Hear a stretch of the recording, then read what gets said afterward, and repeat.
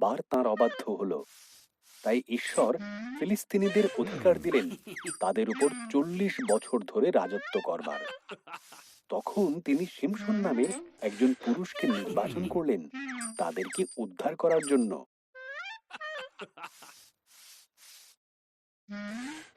এক শিমশনের মাকে কথা দিয়েছিলেন যে তিনি এক পুত্র সন্তানের জন্ম দেবেন।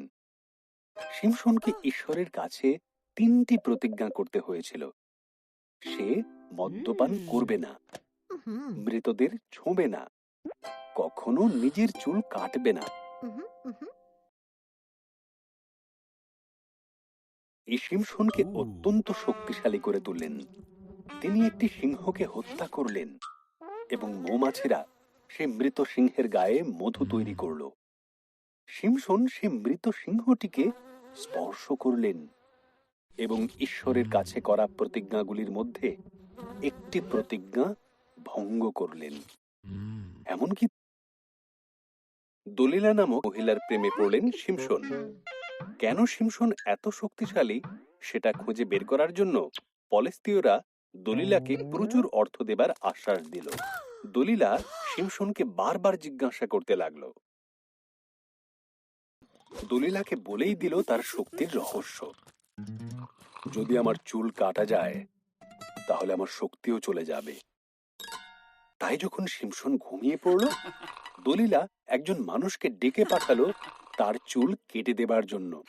শিমশনের শক্তি চলে গেল। খুব সহজেই তারা তাকে বন্দী করলো। তারা তাকে অন্ধ করে দিল। তারপর তারা শিমশনকে কারাগারে বন্দী করলো এবং তাকে দিয়ে ভারী ভারী পাথর টানার কাজ করাতে লাগলো। পূর্বের অবস্থায় ফিরে এলো। ফিলিস্তীয়রা শিমশনকে তাদের মন্দিরে নিয়ে এলো তাদের মিথ্যা দেবতা দাগনকে ধন্যবাদ দেবার জন্য। যেহেতু তারা শিমশনকে পরাজিত করতে পেরেছে, শিমশন শেষবারের মতো ঈশ্বরের কাছে তার শক্তি ফেরত চাইল।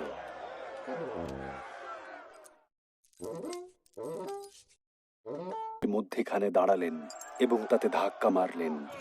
মন্দিরটি ভেঙে পড়ল। সমস্ত ফিলিস্তীয়রা মারা গেল এবং সঙ্গে শিমশনও।